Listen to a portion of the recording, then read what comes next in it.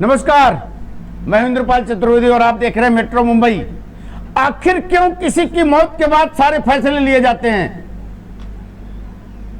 सब कुछ होता है किसी की मौत के बाद। क्यों? आखिर क्यों स्वप्निल को अपनी जान गंवानी पड़ी? आखिर क्यों स्वप्निल के मौत के बाद सरकार का फरमान जारी होता है?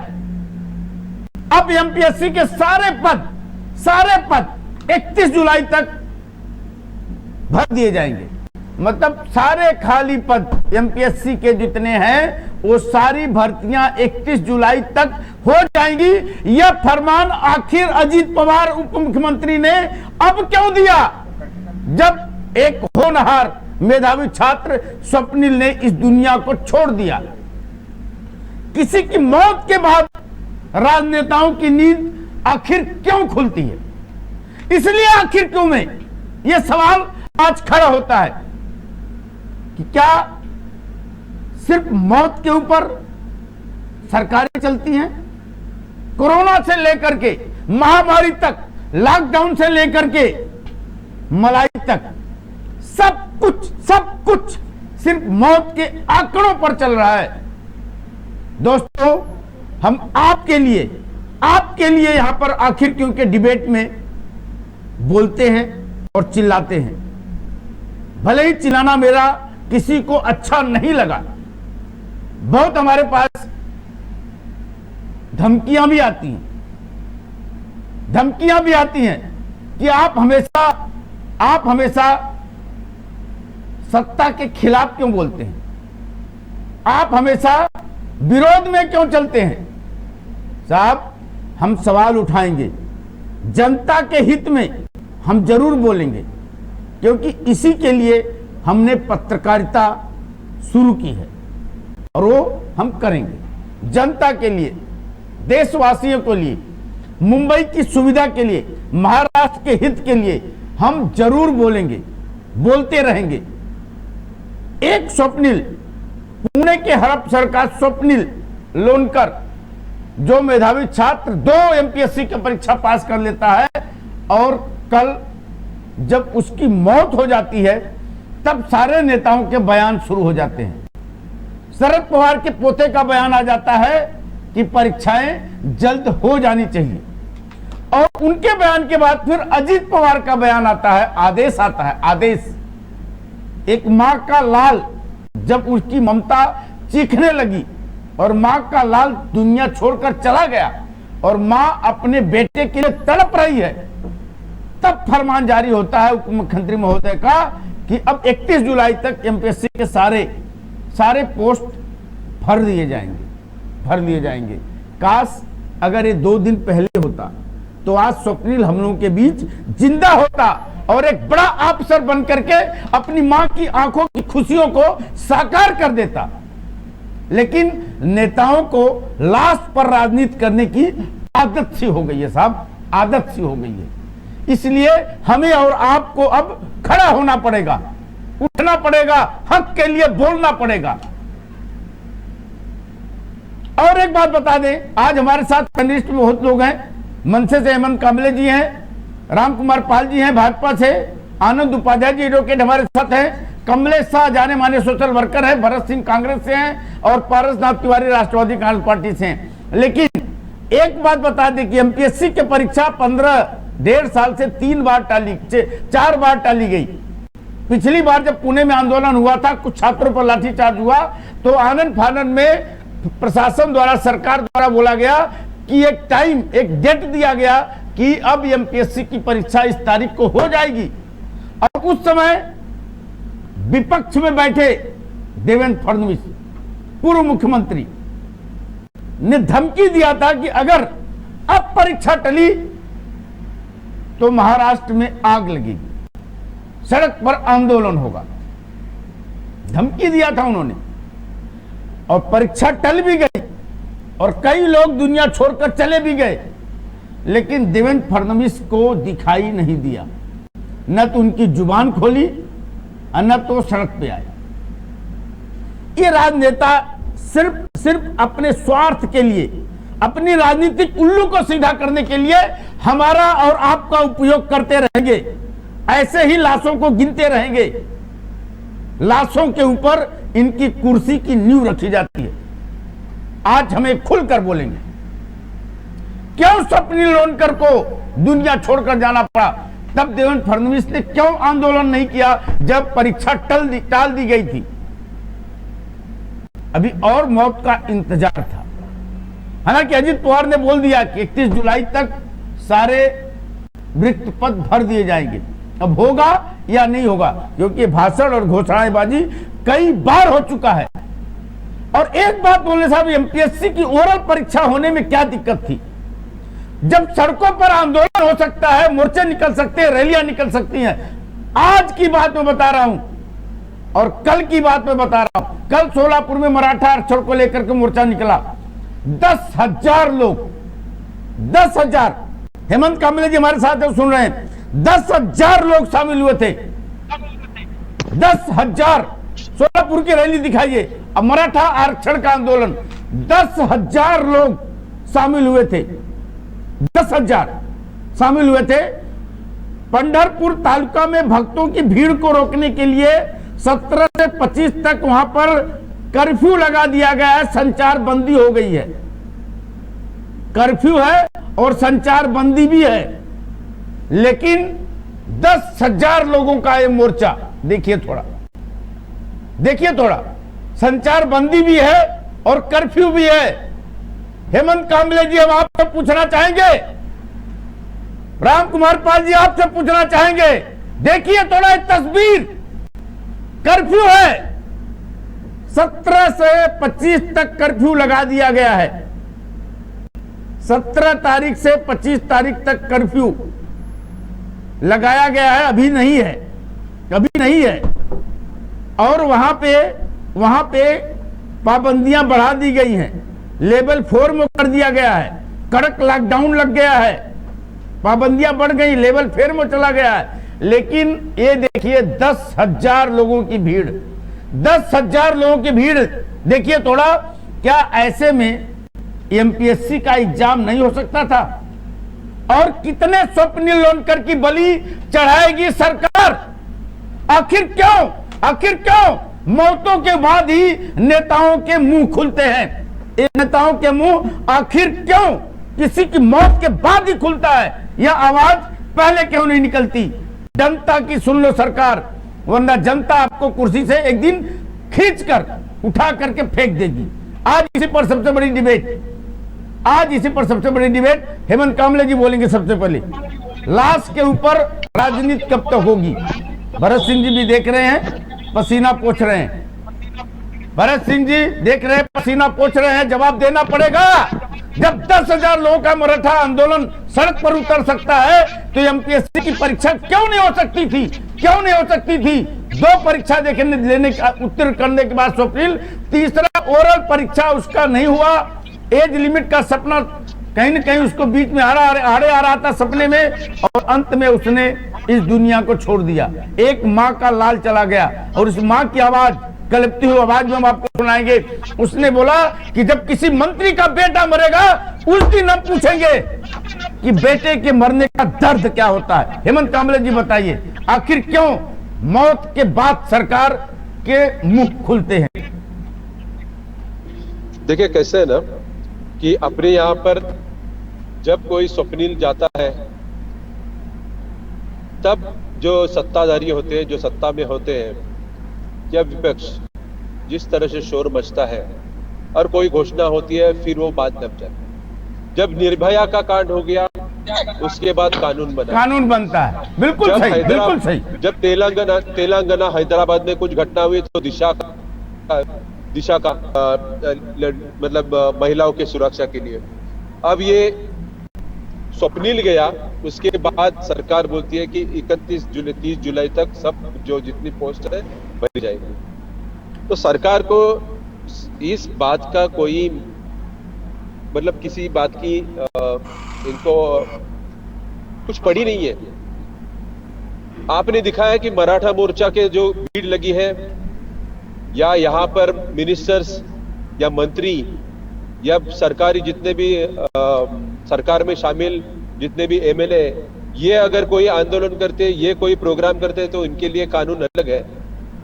अब यहां पर जो स्वप्निल का जो स्वप्निल की जो घटना हुई है, इसके बाद बहुत सारी घोषणा होगी और ये बातें 2-3 दिन चलेगी, फिर कोई घटना होगी तो वो स्वप्निल को भूल जाएंगे। ये सरकारें जो भी चलती है, फिर वो केंद्र हो या राज्य हो, इनके थोड़ी तो शर्म आनी चाहिए। मैं तो बोलता हूं कि अपनी सिस्टम जो है नपुंसक बन गई है और हम सब ये दर्शक बन गए, मूक दर्शक बन गए। जब कोई ऐसी घटना घटती है, बस उसके लिए खेद व्यक्त करो, उसके लिए शोक व्यक्त करो और फिर हम लोग चुप हो जाएंगे। तो ये बार बार हम लोग बात करेंगे, कुछ नहीं होता है। अब इस देश को एक क्रांति की जरूरत है। मतलब इस घटना को देख के मुझे तो इस बात को बोलना पड़ता है कि भाई इस देश को क्रांति की जरूरत है, क्रांति की जरूरत है साहब। स्वप्निल की मौत, स्वप्निल यानी एक सेकंड क्लास का बड़ा ऑफिसर, सपना टूट गया, दुनिया छोड़ दी। न कांग्रेस का मोर्चा निकला, न राष्ट्रवादी कांग्रेस पार्टी का मोर्चा निकला, न भारतीय जनता पार्टी का मोर्चा निकला, न शिवसेना का मोर्चा निकला, क्योंकि वो किसी गरीब का बेटा था। लेकिन हाँ, मनसे ने मोर्चा जरूर निकाला, मनसे ने मोर्चा जरूर निकाला। थोड़ा वीडियो दिखा दीजिए। मनसे ने मोर्चा जरूर निकाला, लेकिन इस मोर्चे पर सरकार कितना ध्यान देगी, सरकार कितना सुनेगी? गरीब के लिए खड़ा होने वाला कौन? सारे लोग उद्योगपतियों के लिए आवाज उठाएंगे, सारे लोग कारपोरेट के लिए आवाज उठाएंगे। भरत सिंह बोलते हैं कि हमारी पार्टी गरीबों की पार्टी है, लेकिन एक भी आवाज, एक भी कांग्रेसी नेता की आवाज इस स्वप्निल के लिए नहीं उठी। भरत सिंह जवाब दीजिए। नहीं, बहुत दुखद घटना है। जवाब क्या दें इसमें, तो दिख ही रहा है, पूरा देश देख रहा है, पूरा महाराष्ट्र देख रहा है कि जिस तरह से एक नौजवान व्यक्ति ने आत्महत्या किया, खुदकुशी की। और खुदकुशी करना कोई बहादुरी का काम नहीं होता है। शायद ये मैं नहीं, शायद आपको याद होगा सब कि जानते किसी हैं, और सब जानते हैं, गुनाह भी है, लेकिन उसकी मजबूरी भी तो देखिए साहब। मैं वही बोल रहा था, सुन तो लीजिए सरकार। मैं यही बोल रहा था कि खुदकुशी का जब एक ऐसा एक किस्सा आपके चैनल पे मैं खुद बैठा था, तो जब हमने कहा था तो ये रामपाल जी थे और उसके बाद में आपके जो शर्मा जी थे प्रवक्ता भाजपा के, उन्होंने फिर बड़ी बड़ी बातें चालू कर दी थी कि खुदकुशी करना गलत है, खुदकुशी करना गुनाह है, ना बुज़दिली है। तो मैं ये मानता हूँ कि खुदकुशी किया होगा तो उसकी मजबूरी थी और वो तकलीफ में था, कहीं वो एग्ज़ाम नहीं दे पाया और इस वजह से खुदकुशी की।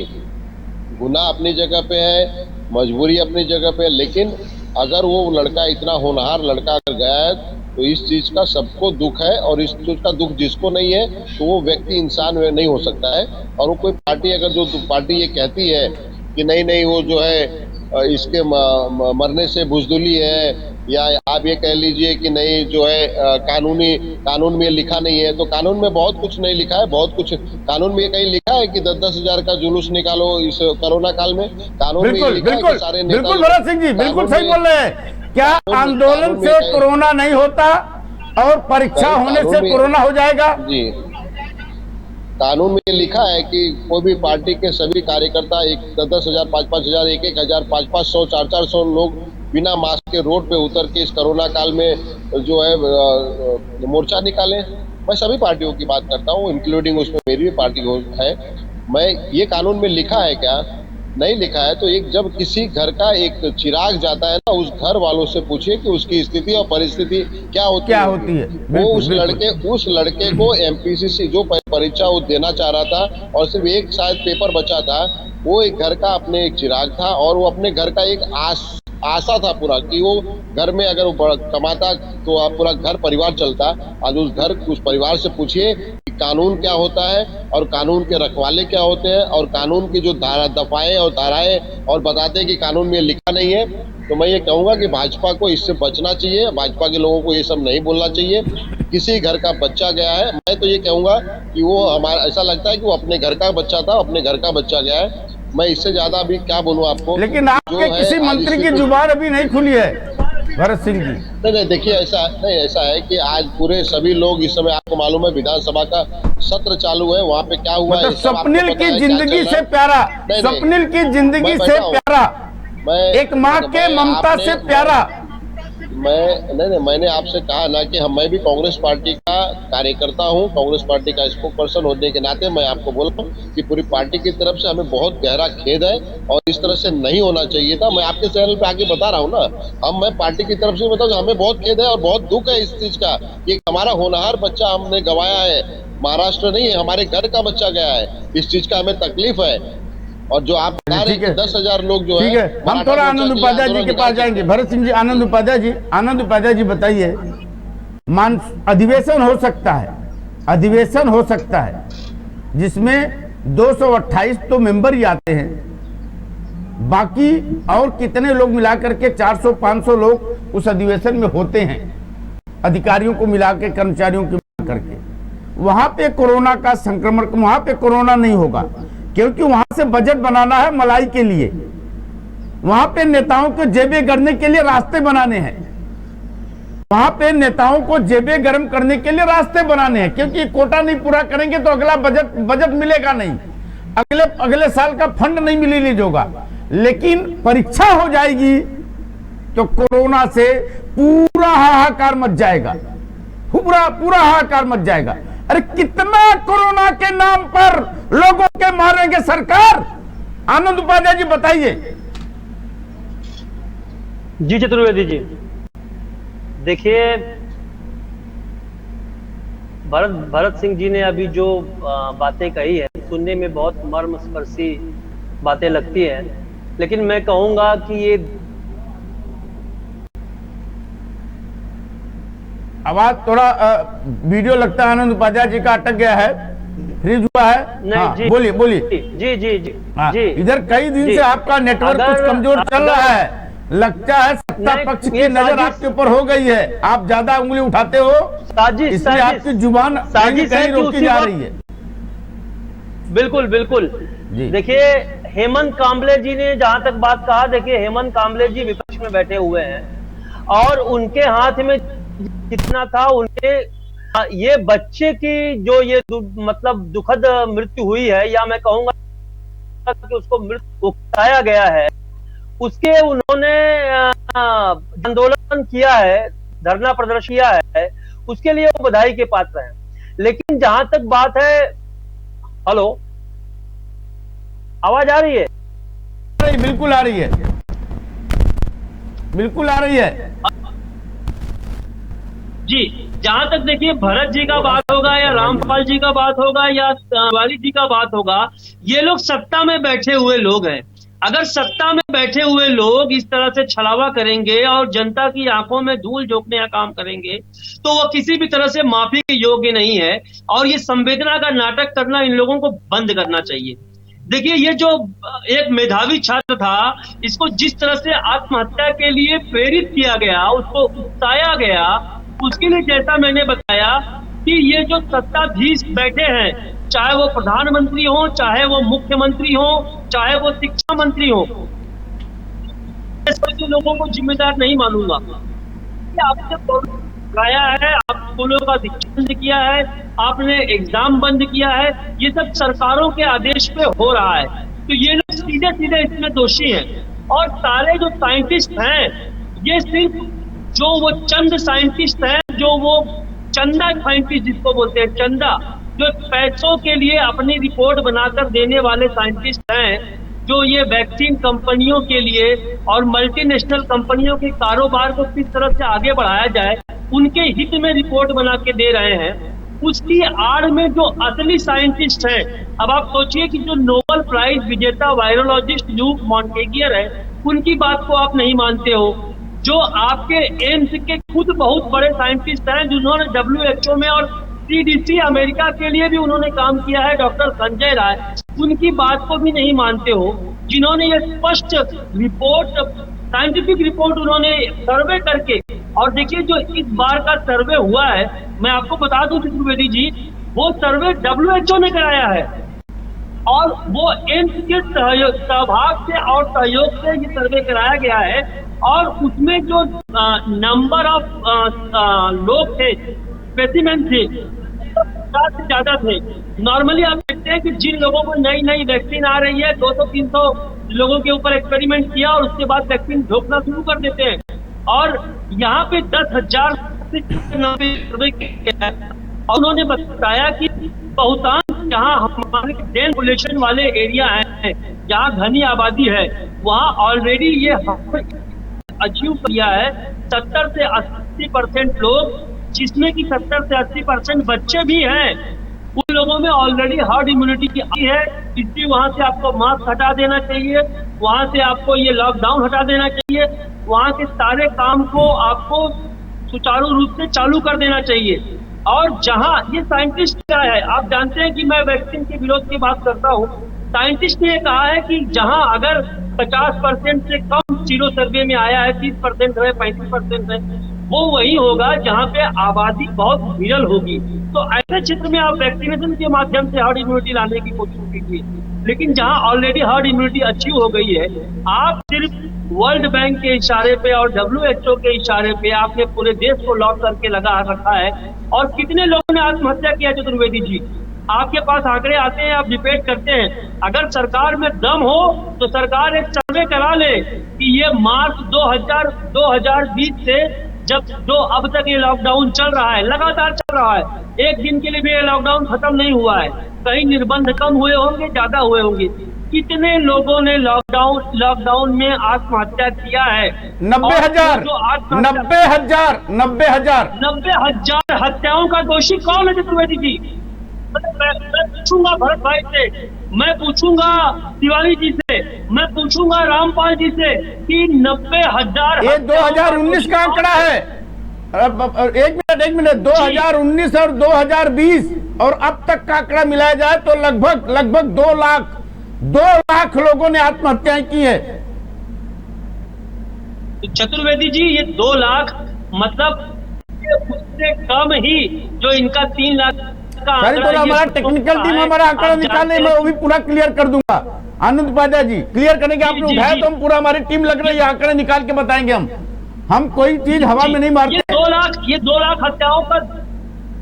2 लाख हत्याओं का दोषी, उन लोगों को आत्महत्या करने के लिए प्रेरित करने का दोषी क्या देश के सत्ताधीशों को नहीं ठहराना चाहिए? और अगर नहीं ठहराया जाएगा तो मैं कहूंगा कि देश में लोकतंत्र समाप्त हो चुका है। जी, हमारी टीम थोड़ा बताएगी 2019, 20 और 21 तक कब तक की कितनी आत्महत्याएं हुई है। लेकिन एक बात हम और खड़ा करेंगे, हमारे साथ रामकुमार पाल जी भी हैं और पारसनाथ तिवारी जी भी हैं। एक बहुत बड़ा आनंद उपाध्याय जी, मैं आपके माध्यम से एक बहुत बड़ा, ये दवा का तो खेल है ही। अधिवेशन जब शुरू हुआ, हेमंत कामले जी, आनंद उपाध्याय जी, भरत सिंह जी, रामकुमार पाल जी, मेरी आवाज सुनिए थोड़ा। रामकुमार पाल जी का वीडियो फीड है या चेहरा देख नहीं रहे। और कमलेश शाह जी, जब यह अधिवेशन शुरू हुआ तो यह गाइडलाइन हुआ था कि जितने भी विधायक हैं, जितने भी मेंबर हैं, वो सारे मेंबर, चाहे उनको वैक्सीन लगी हो या नहीं, चाहे 1 लगे हो चाहे 2 ले लिए हो, लेकिन उनको RT-PCR का रिपोर्ट भी साथ में कैरी करना पड़ेगा। अगर RT-PCR का ही खेल है तो ये फिर वैक्सीन का खेल क्यों? और दूसरी बात राम कमलेश शाह जी सुनिएगा मेरी बात, हेमंत कामले जी, दूसरी बात कि अब RT-PCR फ्लाइट में हो चाहे रेलवे में हो, हर राज्य कंपलसरी कर रहे हैं कि RT-PCR चाहिए हर आने जाने वाले लोगों के लिए। अब RT-PCR नेगेटिव बनवाने के लिए डुप्लीकेट नेगेटिव RT-PCR सर्टिफिकेट 2,000 रुपए में धड़ल्ले से बिक रहा है। यह कौन सा खेल है? कहां हम सच्चाई की ओर देश को लेके जा रहे हैं? क्या ये सब लूट मचाने के लिए रास्ते बनाए जा रहे हैं क्या? कमलेश शाह जी बताइए।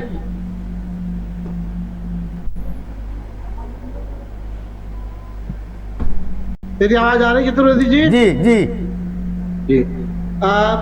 सबसे पहले अपने डिबेट का जो विषय था और एक युवा तेजस्वी विद्यार्थी स्वप्निल का जिस तरह से देहांत हुआ जी, ये अपने देश की वर्तमान स्थिति दिखा रही है कि किस तरह से हम अपने युवाओं को, तेजस्वी अपने जो युवा है उनको अब किस तरह का भविष्य हम देने वाले हैं।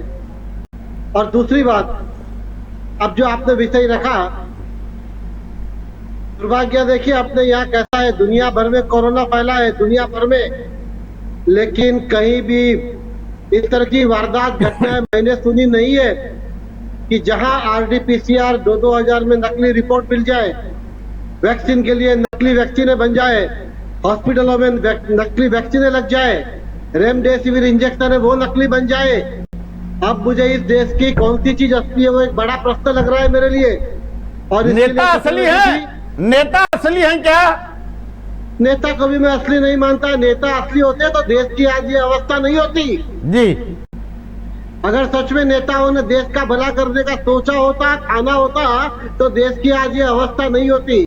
और हमारे विषय पे जो आए हम कि मोर्चा आंदोलन है, मैं अभी भी इस बात को समझ नहीं रहा हूँ चतुर्वेदी जी, सत्ता में लोग बैठे वो या विपक्ष में बैठे वो, जब जनता को आप सब लोग मिलके आदेश दे रहे हो, सूचना दे रहे हो, आह्वान कर रहे हो कि कोरोना प्रोटोकॉल का पालन कीजिए, मास्क लगाइए, सोशल डिस्टेंस रखिए, तो ये नियमों के बाहर राजनीतिक वर्ग के लोग अभी भी क्यों हैं? क्यों उसके ऊपर कोई media, print media, electronic media क्यों इसके ऊपर सवाल खड़ा करके डिबेट पे नहीं लाती?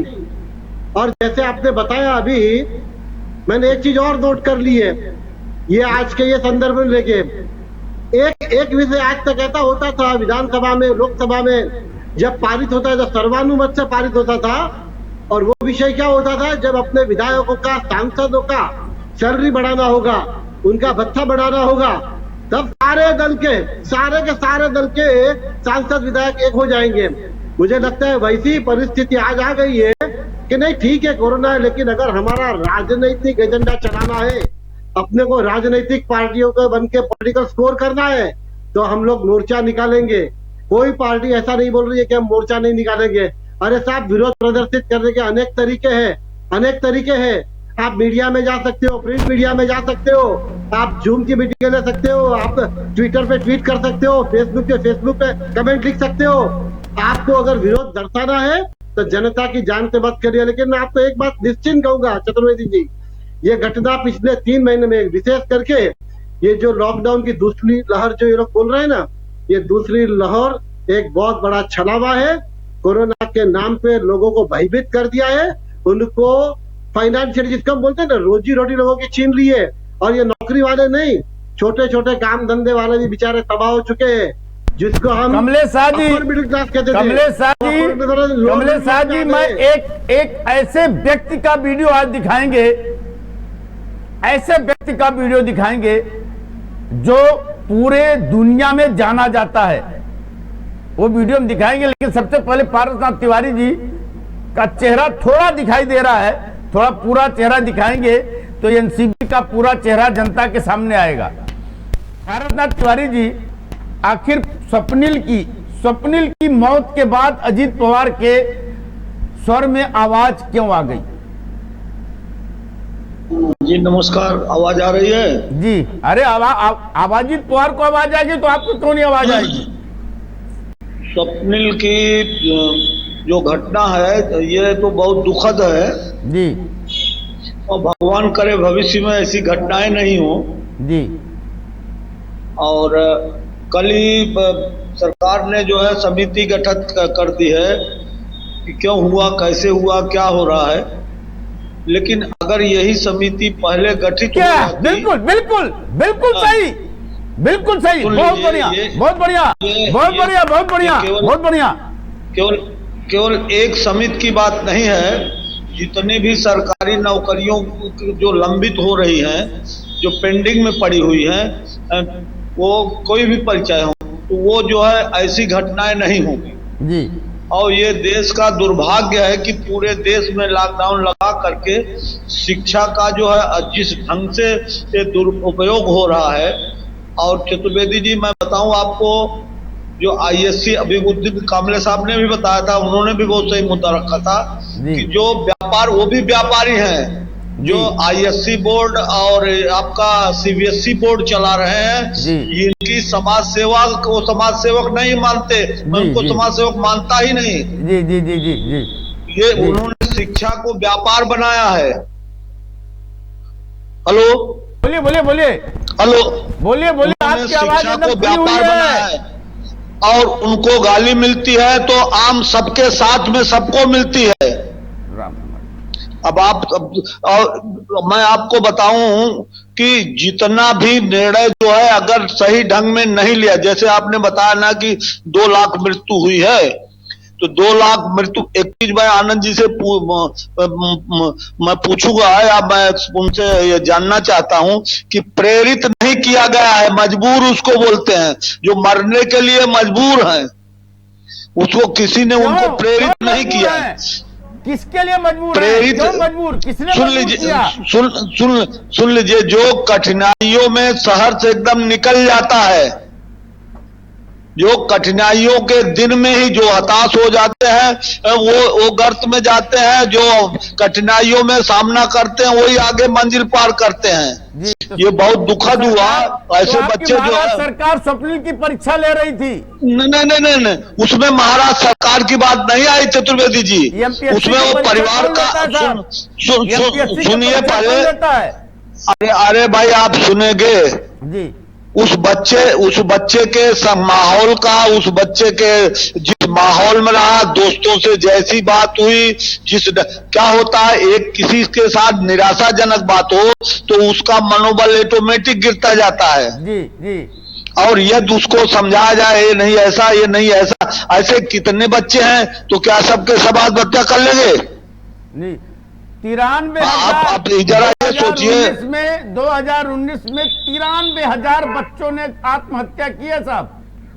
93, मैं मानता हूं, मैं आपकी बात, मैं मानता हूं आपकी बात। इतनी मौतें कोरोना से भी 2019 में नहीं हुई है। सुन लीजिए, ये पार्टी कोई भी हो, लेकिन जब तक इसका राजनीतिकरण होगा, अभी किसी ने कहा हमारे मित्र ने कि नेता असली है कि नकली है जी, तो अधिकांश नेता अगर सही रहते ना और वो आत्मीयता से अगर वो करते तो फिर ये पैसे का खेल नहीं होता।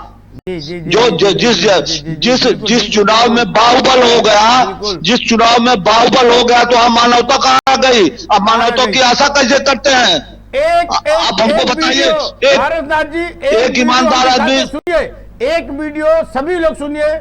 सुरेंद्र शर्मा का नाम सभी लोगों ने सुना होगा, जाने माने हास्य कवि, जाने माने हास्य कवि सुरेंद्र शर्मा ने अपने परिवार के 10 सदस्यों को, अपने परिवार के 10 सदस्यों को दोनों कोरोना की वैक्सीन लगाने के बाद खोया है और दुखी आत्मा से उन्होंने वीडियो फेसबुक पर डाला है।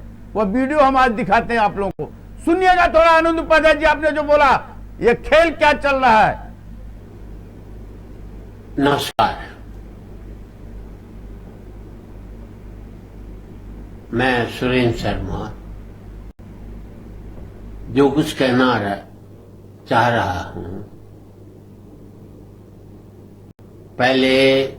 सबसे पहले मैं आप सबसे माफी चाहता हूं और इसलिए कह रहा हूं कि हमारे संविधान ने हमें बोलने की आजादी दी है, भौंकने की नहीं। और आज हकीकत ये हो गई, जो भौंक रहे हैं उन्हें कुछ नहीं कहा जाता, बीच में चलने दीजिए वीडियो उनको आवाज के साथ, और जो बोल रहे हैं उनके सुनने पर पाबंदी लगाई जाती है।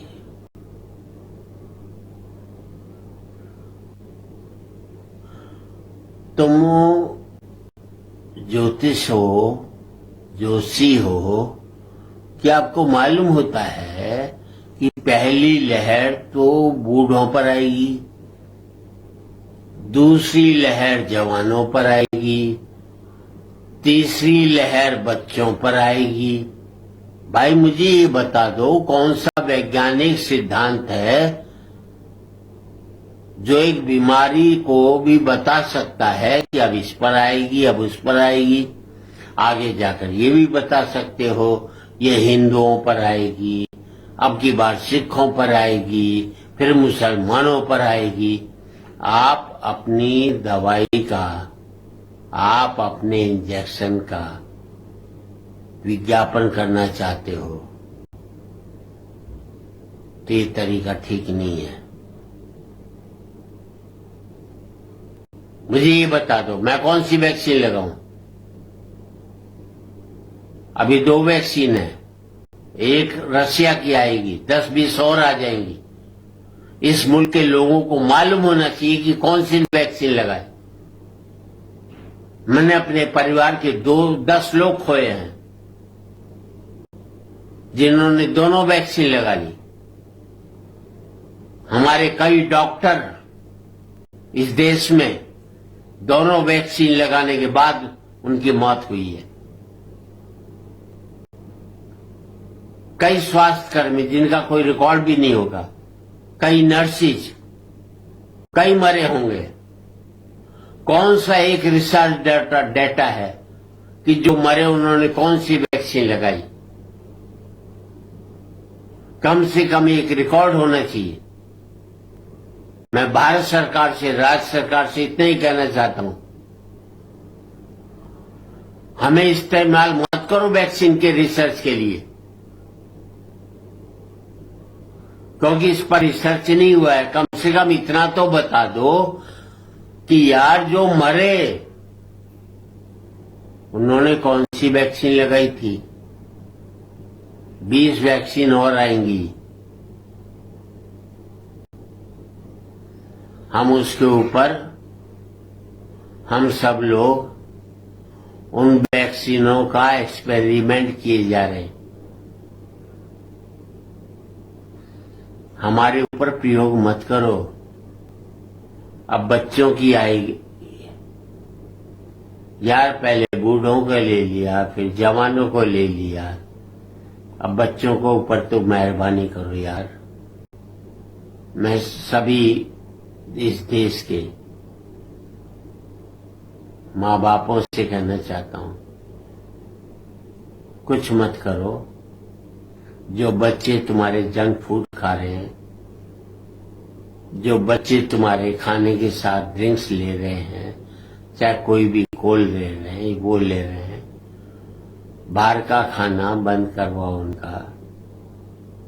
उनको घर के खाने खाने की आदत दो। आपके बच्चे स्वस्थ रहेंगे। अपनी बच्चों की सेहत के साथ तुमने खुद खिलवाड़ किया है। खुद खिलवाड़ नहीं किया, तुम सब ने अपने बच्चों की आदतें खराब की हैं और उन आदतों की वजह से आनंद उपाध्याय जी सुन रहे हैं। ये एक सेलिब्रिटी, एक बड़ा सेलिब्रिटी मजाक हो रहा है। टीवी पे मेरे एक फ्रेम में घर में रहो, बाहर सुरेंद्र मत शर्मा निकलो। इंटरनेशनल अंतर्राष्ट्रीय जाना माना चेहरा है। क्या अब इससे क्या बोलेगी सरकार? साफ साफ बोला कि हम पर प्रयोग मत करो। सरकार क्यों नहीं बोलती कि दोनों वैक्सीन लगाने के बाद वो आजाद है? दोनों वैक्सीन लगाने वाले को भी लोकल ट्रेन में नहीं चलने दिया जाएगा। दोनों वैक्सीन लगाने वाले को भी फ्लाइट में बैठने नहीं दिया जाएगा। दोनों वैक्सीन लगाने वालों को भी असेंबली में घुसने नहीं दिया जाएगा। तो वैक्सीन लग क्यों रही है आनंद उपाध्याय जी, मुझे बताइए, ये वैक्सीन लग क्यों रही है भाई? आनंद उपाध्याय जी बताइए। सुरेंद्र शर्मा जी ने बोला जितना बोलना जितना पॉइंट था बराबर मैंने लिया। आनंद उपाध्याय जी बताइए थोड़ा। एक बुजुर्ग आदमी जाना माना चेहरा, सेलिब्रिटी सुरेंद्र शर्मा ने अपने 10 परिवार के 10 सदस्यों को खो दिया है दोनों वैक्सीन लगाने के बाद। किस पर क्यों वैक्सीन चिल्ला रहे हैं आप लोग? मैं नहीं बोलता, चलिए सरकार प्रोटोकॉल बनाओ तो उसका सही से सत्यता खुद भी समझो और दूसरों को भी समझाओ। बोल दो कि जितने भी दोनों वैक्सीन लगा लिए लोकल ट्रेन में सब जा सकते हैं। अगर है वैक्सीन में दम है तो सरकार को बोलना पड़ेगा।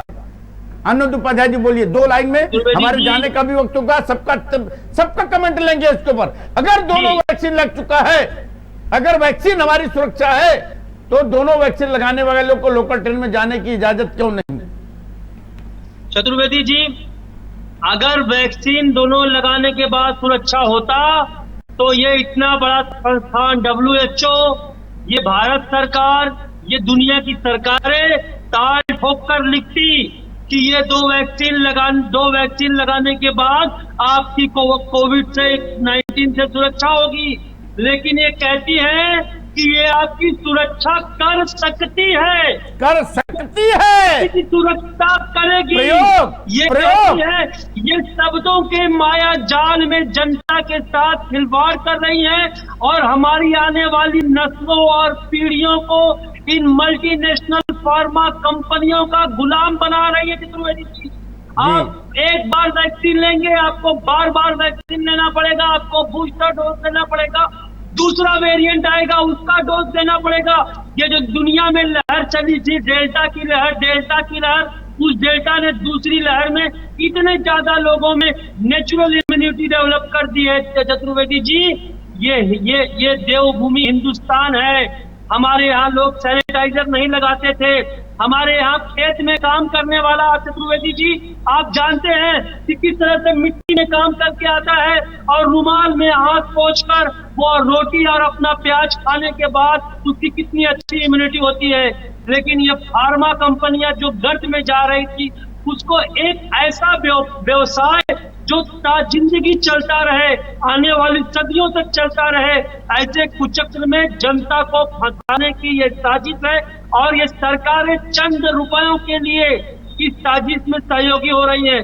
जैसे शर्मा जी ने कितना सटीक कहा कि अगर ये जो आप फास्ट फूड, बाहर का फूड, हॉर्लिक्स और तमाम तरह की बाहर की चीजें आप लोगों को, बच्चों को पिला के उनको कमजोर करते हैं, सिर्फ आप घर में बना हुआ सादी दाल चावल रोटी सब्जी अगर उन्हें खिलाएंगे तो ही वो पर्याप्त है। लेकिन आप देखिएगा, जेनेटिकली मॉडिफाइड सीड्स आ रहे हैं, जिसका हालांकि 10 साल पहले विरोध हुआ था, लेकिन ये सरकार GMP सीड्स भी लाएगी और वो हमारा जो खाद्यान्न है उसको भी नष्ट करने के कुचक्र में शामिल होगी। जी भरत सिंह जी, सुरेंद्र शर्मा की बातों को सुनने के बाद MPSC की परीक्षा में एक लाल बल्ली चढ़ गया, मोर्चे हो रहे हैं, आंदोलन हो रहे हैं, वैक्सीन पर भरोसा सबको है, सारे सरकारें वैक्सीन लगा रही हैं, लेकिन वैक्सीन लगाने के बाद भी आजादी नहीं मिल रही। देखिए, पहली बात तो मैं कहूंगा कि सुरेंद्र शर्मा जी ने जो दुख और दर्द झेला है, भगवान ऐसा किसी को दुख और दर्द देना। एक जाने माने चेहरा है सुरेंद्र शर्मा जी, इस देश के कोई अनजान चेहरा नहीं है। और आज बहुत अच्छी बातें बोल के गए हैं, जो आपने सुनाया कि अब कौन कौन सा वेरिएंट आएगा इस देश में। अभी second variant, third variant, Hindu variant आएगा, मुसलमान वेरिएंट आएगा, क्रिश्चियन वेरिएंट आएगा, कि सिख वेरिएंट आएगा। क्या इस वेरिएंट के माया जाल में फंसा के लोगों को मारने का कहीं प्लान तो नहीं चल रहा है? क्या कहीं ये फार्मा कंपनियों को फायदा पहुंचाने का एक केंद्र सरकार ने सुनियोजित ढंग जो है ये नहीं अपना के रखा है?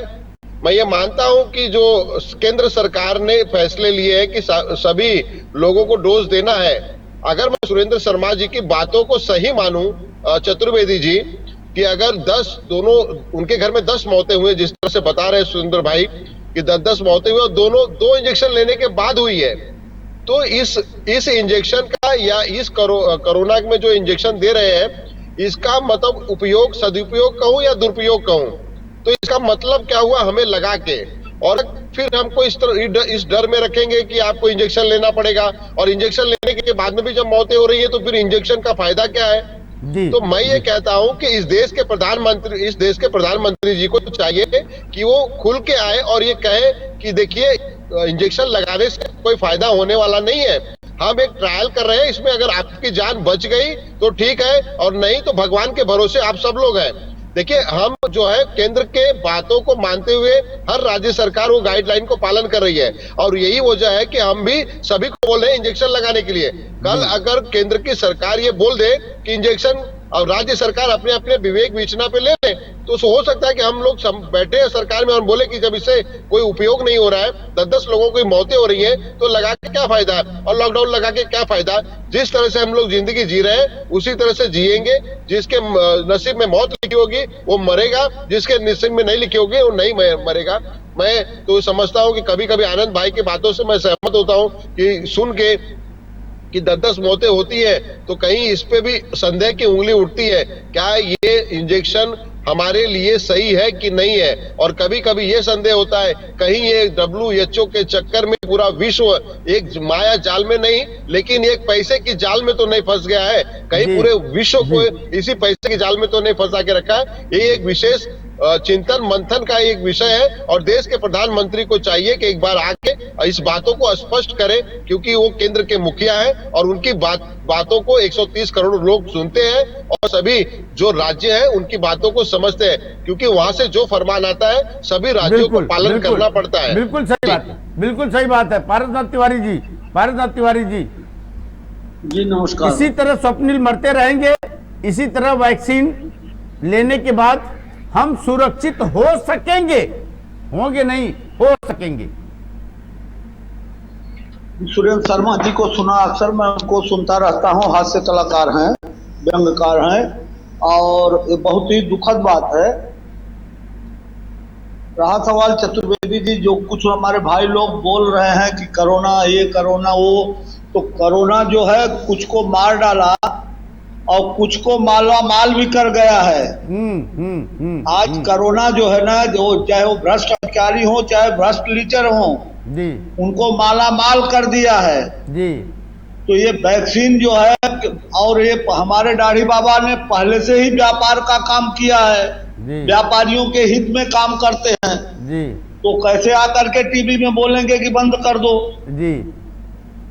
अगर ऐसी बात है तो फिर जो मौतें हो रही है, ये लोग यमराज को चैलेंज दे रहे हैं, मतलब वो ईश्वर जो लिखा पढ़ा है वो बिल्कुल गलत है। जिसकी जन्म और मृत्यु निश्चित है, मैं आप सबसे पूछना चाहता हूं क्या वो गलत है क्या?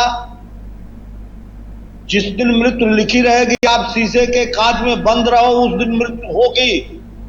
और जिस विधि में जिस जगह पे मृत्यु लिखी होगी, जिस दशा में मृत्यु लिखी होगी, उस दशा में मृत्यु होगी। यहाँ तो जबरदस्ती मार रहे हैं, यहाँ तो जबरदस्ती नहीं, जबरदस्ती नहीं, उनको ऐसा उसी हिसाब से मरना है। ये बचाने के नाम पे, बचाने के नाम पे मारा जा रहा है। अब उनको उसी हिसाब से यमराज के वहां पहुंचना है। अब चाहिए जो है सरकार को, मोदी बाबा, दाढ़ी बाबा को ये चाहिए बीच में आकर के कि लोकल ट्रेन फ्री करो और सब स्कूल चालू करो। जो स्कूल वाले अगर 3 फुट का डिस्टेंस दे करके बच्चों को नहीं बैठाते, उनकी मान्यता रद्द करें, बच्चे स्कूल में जाए पढ़े। ये ऑनलाइन वाला नौटंकी बंद होना चाहिए जी। ये जब तक पॉलिसी नहीं होगी। कमलेश शाह जी, और कमलेश शाह जी, एक मिनट,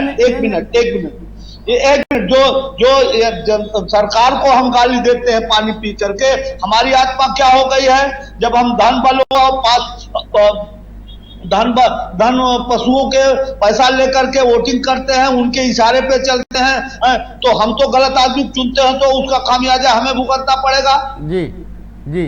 कमलेश शाह जी, सरकार को गाली देने से नहीं होगा। कमलेश शाह जी। चतुर्वेदी जी, सुरेंद्र शर्मा जी के परिवार के जो 10 लोग चल बसे, वो सुनकर मुझे भी बहुत धक्का लगा है, दुख हुआ है। लेकिन मुझे आप क्षमा करें, वैक्सीनेशंस के बारे में मेरा अभिप्राय अपने बाकी पैनलिस्टों से अलग है। उसका एक कारण पहले मैं स्पष्ट कर दूं आपसे। ये वैक्सीन सिर्फ ये जो अभी अपने पारसनाथ जी बता रहे थे, दाढ़ी वाले बाबा, ये प्रधानमंत्री जी, तो सर ये वैक्सीनेशन खाली हिंदुस्तान तक नहीं है, दुनिया के 200 देशों में चल रहा है। एक बात। दूसरी बात, दुनिया के किसी भी साइंटिस्टों ने, किसी भी डॉक्टरों ने ये नहीं कहा है कि वैक्सीनेशन लेने के बाद आपको अमरत्व मिल जाएगा। फिर क्या? आपको तो फिर कहेंगे क्या? उन्होंने आनंद उपाध्याय जी थोड़ा बात करिए। आनंद उपाध्याय जी और कमलेश साहब जी आमने सामने कर दीजिए, बात सामने। आनंद उपाध्याय, कमलेश साहब जी आमने सामने।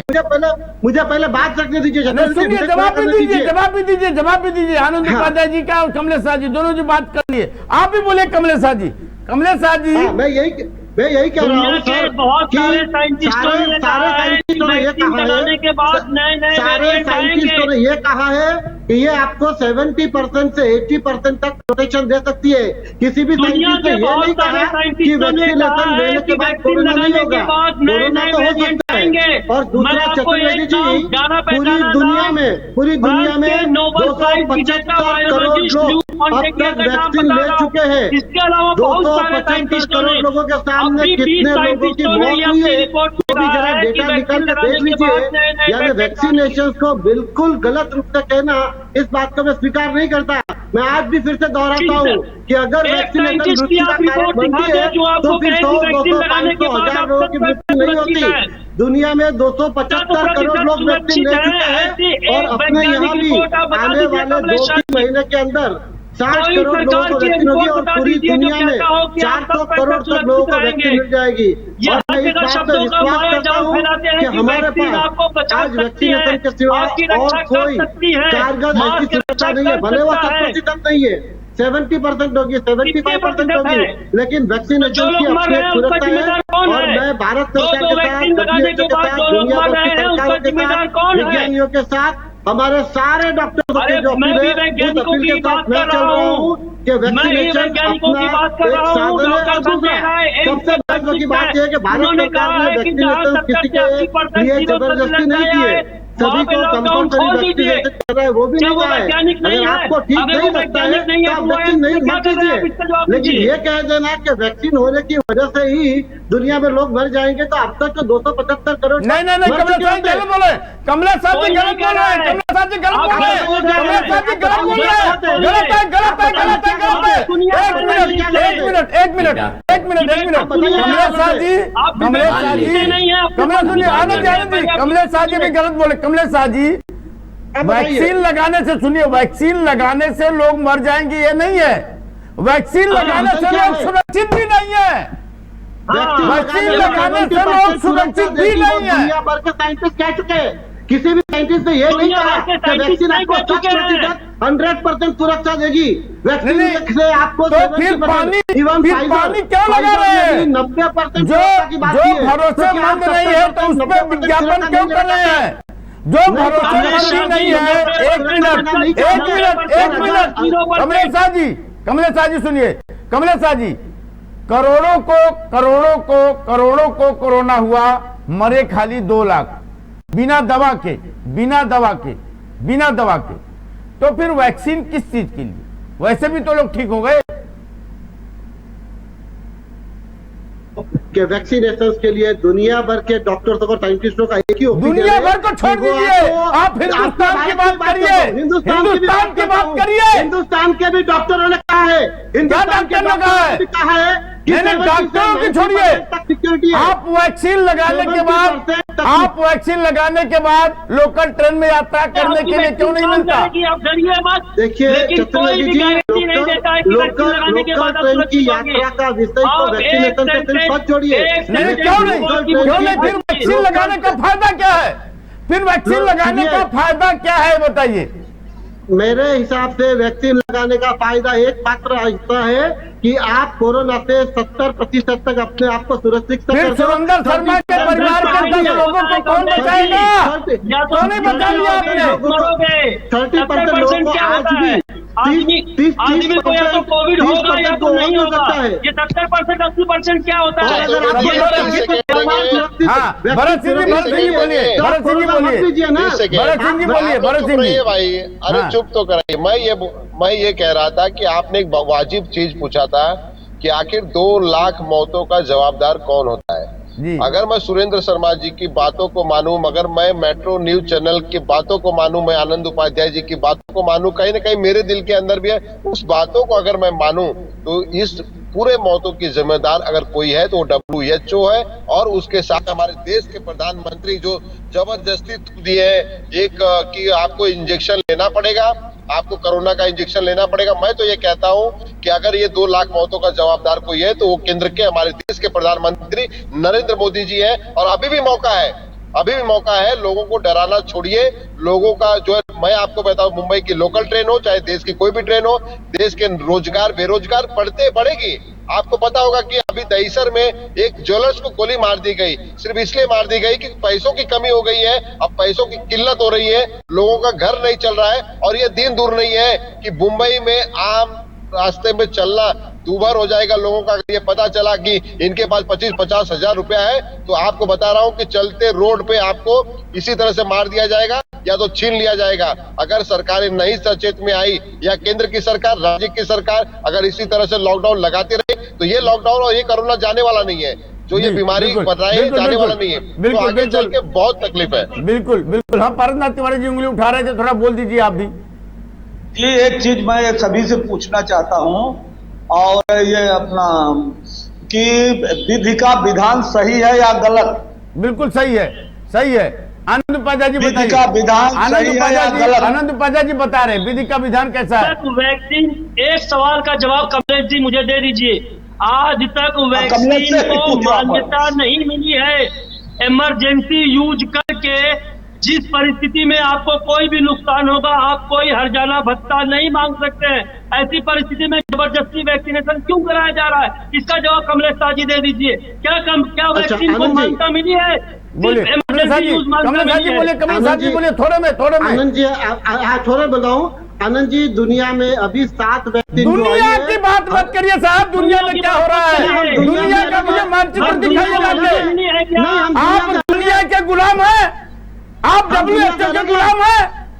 हम दुनिया से अलग है। हिंदुस्तान से गए गुजरे हैं। हिंदुस्तान में आयुर्वेद है, हिंदुस्तान में आयुर्वेद है, हिंदुस्तान में आयुर्वेद है, पतंजलि और हिंदुस्तान में आयुर्वेद है। सारी इमरजेंसी भेजी है।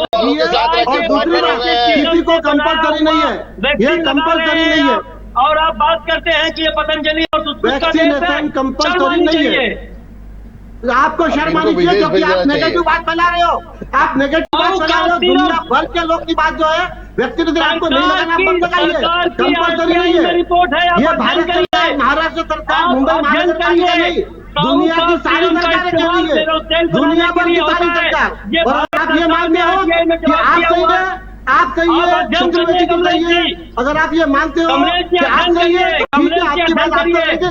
लेकिन मैं इस बात में कहूंगा कि दुनिया के सभी डॉक्टर, सभी साइंटिस्ट, सभी सरकारें, सभी ने वैक्सीनेशन की सिफारिश की है। आपको नहीं लेना है तो मत लीजिए, कंपल्सरी नहीं है। आप हमारे धार्मिक आस्थाओं को पहुंचाते हैं और हम बोलेंगे तो आप तानाशाही करके हम किसी भी आस्था के खिलाफ नहीं। हम सिर्फ एक बात करते हैं, अगर आपको वैक्सीन का विश्वास नहीं है तो मत लीजिए। सरकार क्यों नहीं बोलती? सरकार को बोलना चाहिए। आपसे बोलने से क्या होगा? सरकार तो नहीं बोलती। सरकार तो बोलती है कि RT-PCR जरूरी है, तब आप जा सकते हैं जर्नी में। आपको वैक्सीन जरूरी है तो जर्नी में जा सकते हैं, और वैक्सीन लगाए है तो भी RT-PCR जरूरी है। फिर वैक्सीन क्यों? अरे अपना कमलेश शाह जी, ये सरकार खुद अपने वैक्सीन को खुद झूठा बना रही है, क्योंकि जो 2 वैक्सीन लगाए हुए लोग हैं फ्लाइट में, उनको भी RT-PCR लेके जाना पड़ता है। क्यों? सरकार क्यों नहीं बोलती कि 2 वैक्सीन लगा दिए हैं तो वो लोग सुरक्षित हैं, वो लोग फ्लाइट में जा सकते हैं? कमलेश शाह जी जवाब दीजिए थोड़ा इसका। कमलेश शाह, चलिए आनंद उपाध्याय जी, कमलेश शाह जी चले गए, जवाब नहीं था आज। और मैं बता रहा हूं, देखिए साहब, यहां पर लड़ाई वैक्सीन की नहीं है, यहां पे लड़ाई ये है कि सिस्टम में कहीं न कहीं चूक हो रही है। उस चूक को सुधारने की जरूरत है, क्योंकि देश की जनता पिस रही है, सिस्टम लड़खड़ा रहा है और लोगों का दम घुट रहा है। अब लोगों को आजादी चाहिए, एक ऐसी आजादी कि खुल करके लोग अपना कारोबार कर सके, अपना व्यापार कर सकें, अपनी नौकरी कर सकें, और अपने परिवार के साथ खुलकर हंस सके, मुस्कुरा सके। इसकी आजादी चाहिए। अब प्रोटोकॉल बहुत हो गया, लॉकडाउन में मौतें बहुत हो गई, सरकारों की बहुत चल चुकी, नेताओं ने अपनी मलाई बहुत मार ली।